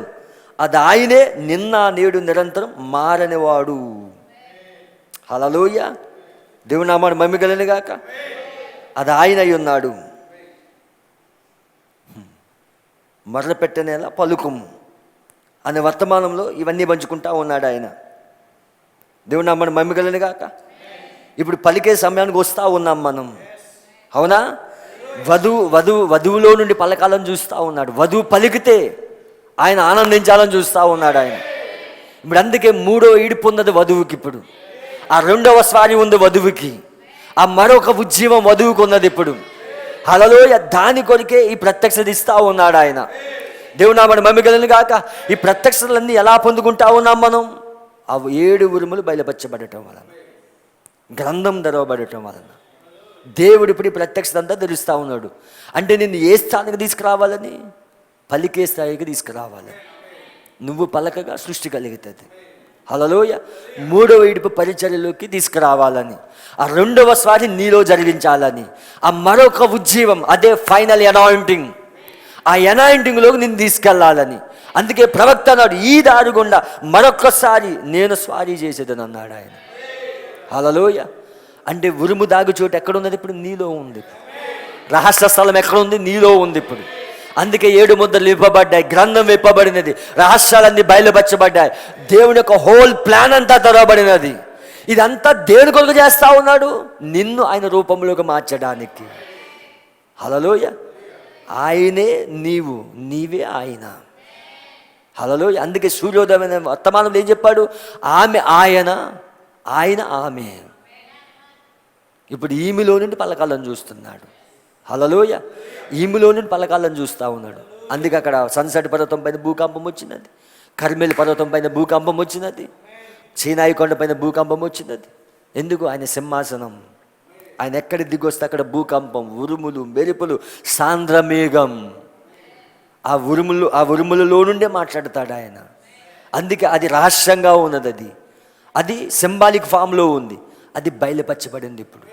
నిజంగా మన కాలంలో ఉరుములు బయలుపరచబడ్డాయి, ముద్రలు బయలుపరచబడ్డాయి. ఇప్పుడు ఆ ఉరుము దాగు చోటు ఎవరు? ఇప్పుడు వధువై ఉన్నది. వధువులో నుండి మాట్లాడుతూ ఉన్నాడు ఆయన. ఇప్పుడు వధువులో నుండి పలుకుతాడు ఆయన. అదే 3వ ఈడుపు పరిచర్య. ఆ 3వ ఈడుపులో వధువులోడు పలుకుతా ఉన్నప్పుడు ఆ 3వ ఈడుపులోనే ఈమె ఆ ఒత్తిడిలోనే ఈమె వెళ్ళిపోతుంది. హల్లెలూయా. ఇప్పుడు ఆ దినాల దగ్గరలోకి వచ్చేసాం మనం ఇప్పుడు. హల్లెలూయా. అందుకే దేవుడు ఆది కాండం నుండి ప్రకటన గ్రంథం వరకు తన మిస్టరీస్ అన్ని తెరిచాడు ఆయన. ఏది మర్మంగా లేదు. ఇంకా 7వ దూత పలుకు దినాలలోనే సమస్త మర్మాలు సమాప్తమైనవి. ఇప్పుడు ఆ మర్మాలన్నీ మనం వింటా ఉన్నాం. మర్మాలు ఏం చేస్తాయి? మనకి విశ్వాసాన్ని ఇస్తాయి. ఏ విశ్వాసాన్ని? ఎత్తబడే విశ్వాసాన్ని. హల్లెలూయా. అందుకే ఎత్తబడే విశ్వాసం పొందుకోవాలి. ఎత్తబడే ముందు ఎత్తబడే కృప, ఎత్తబడే విశ్వాసము. అవునా? ఎత్తబడే విశ్వాసం పొందుకోవాలి, ఎత్తబడే కృప పొందుకోవాలి, ఎత్తబడే స్థితికి రావాలి. ఈ 3 పొందుకున్నప్పుడు అప్పుడు వధువు పలుకుతుంది. హల్లెలూయా. వధువు పలకగా సృష్టి కలుగుతుంది అక్కడ. హల్లెలూయా. ప్రవక్త బ్రహ్మం పలకగా సృష్టి కలిగినప్పుడు, ఉడతలు కలిగినప్పుడు, మోసే పలకగా కప్పలు వచ్చినప్పుడు, తెగుళ్ళు వచ్చినప్పుడు, యేసుక్రీస్తు పలకగా, అవునా, సృష్టి కలిగినప్పుడు ఇప్పుడు ఈ వధువు పలకగా, ఈ వధువు పలికే రోజు వస్తుంది. నీ స్థానంలో పెట్టడానికి ఈ కాలపు వర్తమానం వచ్చినది.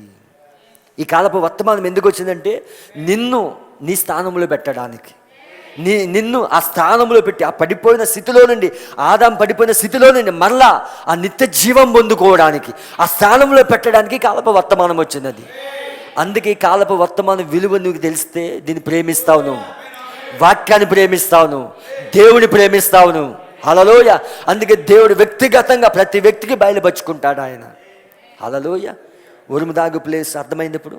ఉరుము దాగు చోటు, the secret place of thunder. అదెవరు? వధువై ఉన్నది. ఇప్పుడు దావీదు 87 కీర్తనలో రాస్తా ఉన్నాడు.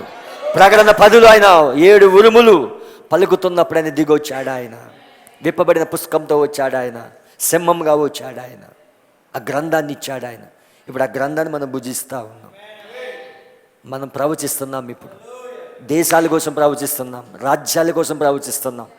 ఎందుకు? ఒక్క రాత్రులు అన్నీ మార్చగలడు ఆయన. ప్రజలోడు హల్లెలూయా. అందుకే ప్రపంచమంతా ఇప్పుడు అనుయుద్ధానికి సిద్ధపడతా ఉంది, కానీ వధువు ఎత్తబడుడికి సిద్ధపడతా ఉంది.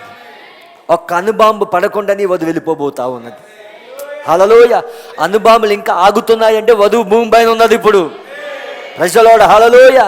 అందుకే ఇజ్రాయెల్ మేల్కొన్నది. అక్కడ 2022 నుండి ఇజ్రాయెల్ యుద్ధంలో ఉన్నది, మేల్కొన్నది. ప్రపంచ దేశాల్లో ఉన్న ఇజ్రాయెల్ సమకూర్చబడతా ఉన్నారు. ఇజ్రాయెల్ మేల్కొంటా ఉన్నది. అన్యుల దినాలు సంపూర్తవుతా ఉన్నాయి. హల్లెలూయా. అందుకే మన దినాలు సంపూర్తవుతున్న కాలంలో మనం వాక్యాన్ని హత్తుకోవాలి, మనం ఆ శిరస్సును హత్తుకోవాలి ఇక్కడ. అందుకే ఉరుము దాగు చోటు నీలో పెట్టాడు ఆయన. ఆ సింహాసనం నీలో ఉంది. అందుకే వధువు ఇప్పుడు విజ్ఞాపన చేస్తూ ఉంది. యేసుక్రీస్తు రక్తం ఎక్కడుంది? వధువులో ఉంది ఇప్పుడు. హల్లెలూయా. అందుకే ఆయన 24 పెద్దలనే వర్తమానంలో 7 సంఘకాలాల్లో ఆయన సింహాసనం ఉందంటున్నాడు. అంటే రక్తం ఎక్కడుంది? వధువులో ఉంది. హల్లెలూయా. అందుకే ఉరుము దాగు చోటు నీవై ఉన్నావు. ఒకరోజు పలికే స్థితికి దీన్ని తీసుకొస్తాడు. ఒకరోజు నువ్వు పలకగా సృష్టి కలుగుతుంది అక్కడ. హల్లెలూయా. ఆ స్థితికి తీసుకురావడానికి దేవుడు ఈ కాలపు వర్తమానాన్ని పంపించాడు. నిజంగా ఈ వర్తమానం అద్భుతమైన వర్తమానం ఇది. హల్లెలూయా. పరిశుద్ధ గ్రంథంలో ఏ లేఖనాన్ని తీసుకున్నా ప్రకటన 10కే వెళ్తుంది. ఏ అంశాన్ని తీసుకో ప్రకటన 10కే కలపాలి. అదే ఈ కాలపు వర్తమానం. ప్రకటన 10ఏ ఈ కాలపు వర్తమానం. అందుకే బలిష్ఠ దూతగా దిగివచ్చాడు, న్యాయాధిపతిగా దిగొచ్చాడు, మహోన్నత అధికారిగా దిగొచ్చాడు, ఆయన తీర్పరిగా వచ్చాడు ఆయన. హల్లెలూయా. అందుకే రాజ్యాన్ని మనలో స్థాపించాడు. ఇప్పుడు రాజ్యంలో ఉన్న సభ్యులను ఆయన హక్కుపూర్వకంగా స్వాధీనపరుచుకుంటున్నాడు. అందుకే విమోచనలో 3 భాగాలు: వెల చెల్లించుట, మధ్యవర్తిత్వం చేయుట, హక్కుపూర్వకంగా స్వాధీనపరుచుకునేట. ఇప్పుడు వ్యక్తిగతంగా ఆయన బయలుపరుచుకుంటా ఉన్నాడు. ఆయన వ్యక్తిగతంగా హక్కుపూర్వకంగా స్వాధీనపరుచుకుంటున్నాడు. తర్వాత ఏంటి? 3వ ఏడుపు, పలకబడిన మాట పరిచర్య, 2వ స్వారీ, మరొక ఉజ్జీవం, వధువు వెళ్ళిపోవడం. చాలా దగ్గరకు వచ్చేసింది. మన వాగ్దానం సమీపించింది. ఇప్పుడు మేల్కొనే సమయం. ఇప్పుడు వధువు వర్తమానాలు ఎక్కువగా ధ్యానించే సమయం. వధువు ఇప్పుడు ఎక్కువగా ప్రార్థించే సమయం, విజ్ఞాపన చేసే సమయం. ప్రజలాడు హల్లెలూయా. మెలకువగా ఉండండి, సిద్ధపడండి. ఒక ఎత్తబాటు మనకున్నది, ఒక శరీర మార్పు మనకున్నది. హల్లెలూయా. అందుకే ఆర్భాట వర్తమానం వచ్చింది. ప్రధాన దూత శబ్దం వధువులోని చేస్తాడు. దేవుని బోర మధ్యాకాశంలో తీసుకెళ్తుంది, పెండ్లి విందులోకి తీసుకెళ్తుంది. God bless you. దేవుడు మిమ్మల్ని దీవించును గాక. Praise the lord. హల్లెలూయా. తిరిగి బ్రదర్కి అప్పగిస్తా ఉన్నాను. బ్రదర్ వచ్చి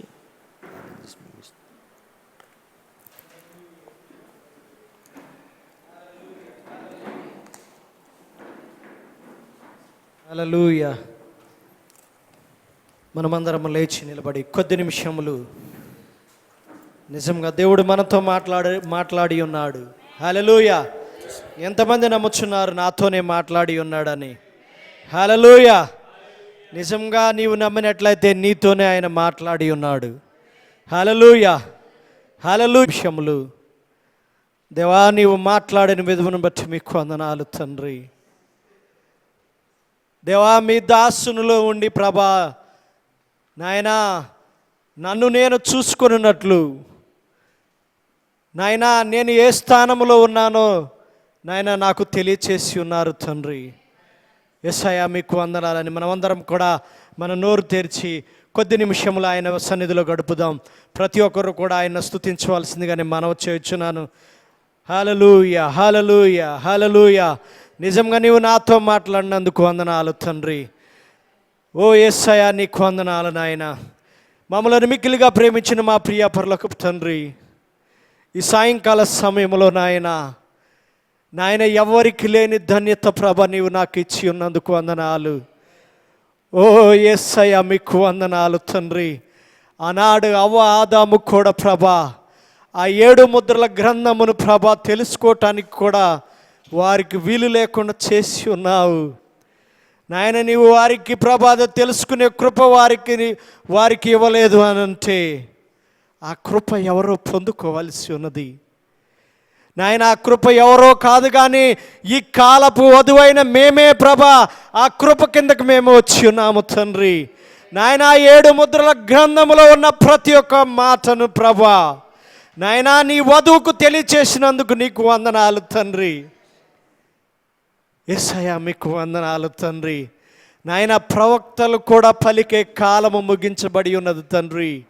నాయన వారు పలికే కాలము కూడా ప్రభ నీవు ముగించేసి ఉన్నావు తండ్రి.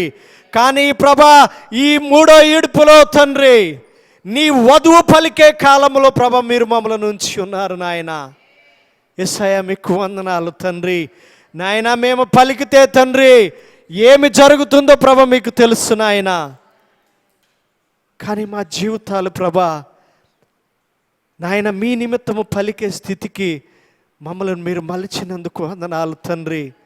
నాయన ఈ లోకములో మేము ఏమి పలుకుచున్నామో నాయన, ఈ లోకములో మేము ఏమి మాట్లాడుచున్నామో నాయన, ఈ లోకములో ఏమి మాట్లాడితే మాకు ఏమి జరుగుతుందో ప్రభ మాకు తెలుసు నాయన. కానీ మేము మాట్లాడటం కాదు కానీ నీవుండి మాతో మాట్లాడును నాయన. యేసయ్యా మీకు వందనాలు తండ్రి. నిజంగా నాయన తండ్రి ఇజ్రాయేలీయులు ప్రభ నిజంగా వారు యుద్ధము మొదలు పెట్టి ఉన్నారు తండ్రి నాయన. కానీ నాయన ఈ వధువైతే ఆ యుద్ధమును చూడకుండా నాయన తండ్రి నాయన ఆ యుద్ధములో పాలు పంపులు పొందుకోకుండా నాయన తండ్రి నాయన ఈ వధువు చేత పలికిన మాటల చేత నాయన ఎన్నో అద్భుతాలు నీవు చేసి నాయన తండ్రి ఆ యుద్ధమును చూడకుండా ఈ వధువును నీవు కొనిపోవుటకు నీవు ఆసన్నుడై ఉన్నావు తండ్రి. యేసయ్యా మీకు వందనాలు తండ్రి. నాయన ఈ వధువుకు నీవు ఇంత గొప్ప ధన్యత నీవు ఇచ్చి ఉన్నావు నాయన. ఈ వధువుకు ప్రభా నాయన నీ మాటను ఇచ్చి ఉన్నావు తండ్రి. నాయన ఈ వధువులో ప్రభా నాయన నీ వాక్యపు మర్మమును పెట్టినందుకు వందనాలు నాయన. నాయన ఈ వధువులో నీ స్వరమును ఉంచినందుకు వందనాలు తండ్రి. యేసయ్యా మీకు వందనాలు నాయన. నీ దాసుని ద్వారా ప్రభా నాయన ఎన్నో మాటలు ప్రభ నీవు మాకు తెలియచేసినందుకు వందనాలు నాయన. మా జీవితాలను మేము సరిచేసుకునే కృపను మీరు మాకు అనుగ్రహించండి నాయన. నాయన నీ వధువుగా ప్రభా నాయన ఈ కాలంలో మేము పలికే స్థితికి వచ్చులాగున నాయన మేము పలికితే అది జరుగులాగున మీ కృపను మాకు అనుగ్రహించుము నాయన. ఎందుకంటే నాయన తండ్రి ప్రవక్త ప్రభా సమస్త మర్మముని ప్రభా సమాప్తం చేసి వెళ్ళిపోయి ఉన్నారు తండ్రి. కానీ ఆ మర్మములన్నీ నీ వధువు కోసమని నీవు సెలవిచ్చి ఉన్నావు దేవా. అట్టి వధువు కిందకి నన్ను తీసుకొచ్చినందుకు వందనాలు నాయన. అట్టి వధువు స్థానంలో నీవు నన్ను దాచి ఉంచినందుకు వందనాలు నాయన. అట్టి వధువుగా నన్ను నీవు స్వీకరించుకున్నందుకు వందనాలు ప్రభా నాయన. ఈ ధన్యత ప్రభా నాయన నీవు ఇచ్చినందుకు వందనాలు తండ్రి నాయన. ఈ లోకములో ప్రభా నాయన మేము ప్రభా నీ వధువుగా చెప్పుకొనటే కాదు కానీ ఆ ప్రకారంగా జీవించే కృపను మా అందరికీ మీరు దయచేయము నాయన. యేసయ్యా మీకు వందనాలు. దైవ సేవకులను దీవించండి, ఆశీర్వదించండి. ఇంకా అత్యధికముగా ప్రభా నాయన మీ సన్నిధిలో ప్రభా బలముగా వాడబడినట్లు మీ కృపను అనుగ్రహించండి. నిజంగా వారు తిరిగి ప్రయాణమై వెళ్ళొచ్చును తండ్రి నాయన. వారు చేరవలసిన గమ్యము క్షేమంగా చేరినట్లు నాయన వారి చుట్టూ మీ పరిశుద్ధాత్మను ఉంచండి నాయన. యేసయ్య మీకు వందనాలు తండ్రి. అదేవిధంగా ప్రభా నీ మాటలు విని ప్రభా, నీ మాటలు ప్రభా చేత మా గిన్నెలను నింపుకొని ప్రభా మేము కూడా మా గృహములకు వెళ్ళుచుండగా మీ కృపను మాకు కూడా తోడుగా ఉంచండి నాయన. నాయన మీరు అక్కడ ఆలస్యమైతే నాయన మేము అందరం కూడా మరలా కలుసుకునే కృపను మాకు అనుగ్రహించండి. లేని ఎడల తండ్రి ఆవలి కట్టిన మేమందరం కలుసుకొని తండ్రి నాయన ఆనాడు నాయన దూతలు పరిశుద్ధుడు పరిశుద్ధుడని ఏ విధంగా కొనియాడుచున్నారు అటు విధంగా మేము కూడా ప్రభా నాయన మిమ్మల్ని స్తుతించుకునే కృపను మా అందరికి దయచేయండి నాయన. నాయన ఆవలి గట్టులు ప్రభా మేమందరం కలుసుకునే కృప నాయన ఆ ధన్యతను మీరు మా అందరికీ మీరు దయచేస్తారని నమ్మచ్చు నాయన. వచ్చిన ప్రతి ఒక్క బిడ్డ ఆశీర్వదించబడి ఉన్నారని నాయన, వారు తిరిగి వెళ్ళుచునుగా ప్రతి ఒక్కరు కూడా తోడుగా నీడగా మీరు ఉంటారని నమ్మచ్చు. మా రక్షకుడును మా ప్రభువును యేసుక్రీస్తు నామమున అడిగి వేడుకొనుచున్నాం. ఆమేన్ ఆమేన్. హల్లెలూయా హల్లెలూయా. దేవుడు మీ అందరినీ దీవించును గాక. ఆయన రాకడ ఆలస్యమైతే